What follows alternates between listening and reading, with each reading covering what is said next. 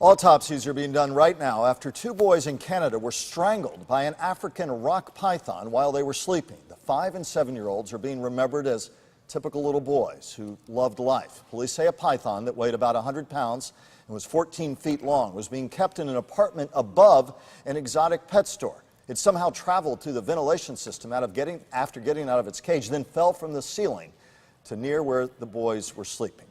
We're joined now by Dave Hitzig of Bush Wildlife, who brought along this roughly 12-foot Burmese python, and you can feel the power in this snake, even trying to keep its tail up. I asked you to grab the tail, and your eyes popped out of your head when you grabbed a hold of that. Yeah, because it's strong. The strength is amazing. But you also see how docile this animal is, and it makes you wonder, how do we ever connect the death of a human being with an animal like this? But the strength in this animal is immense, and the respect we have to have for them should be enormous. And when you don't have it, tragedies like what happened in Canada can occur. And in South Florida, we have a lot of people who've had these snakes as pets. Talk about the warnings and concerns you have about that. Well, first of all, anytime you have an animal, I don't care what it is, even a dog or a cat, you need to be very, very careful. There are more reported cases of people being injured by animals like dogs and domestic cats than animals like this. So you have to keep that in mind. But this always makes a much bigger story when we hear about something like that. Most certainly, there's a lot that we need to find out about what happened to the two children in Canada to determine what the actual cause was. For an animal like this to go after a small child with the intent to eat is almost non-existent. It's something that really doesn't happen. We're not part of their diet.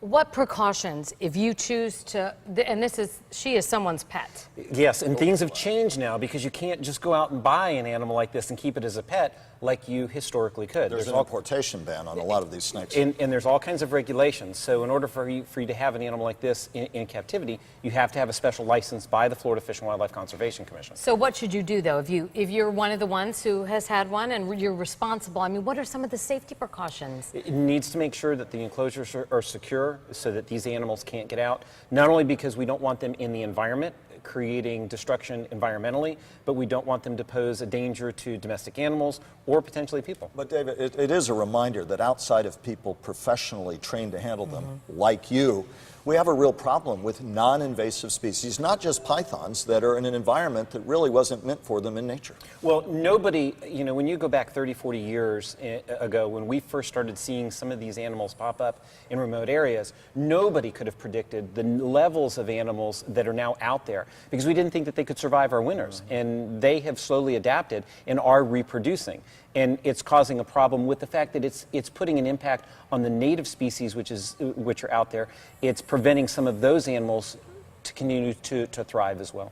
There's so many questions still about such a sad, I mean, when you hear about that. It's a tragedy. It's a tragedy when you hear about a child drowning or being hit by a car or on their bicycle. But use common sense always. And if you have an animal like this, you have to follow the rules and regulations that are set for it. But stretched out, this snake pretty much runs. This is 12 feet, 80 pounds. Almost the length of our anchor does. A little bit smaller than the snake that supposedly was involved with this incident in Canada. And a rock python, is that a more dangerous python? It is a similar species, but here's the thing, just like people have different personalities, so do wild animals.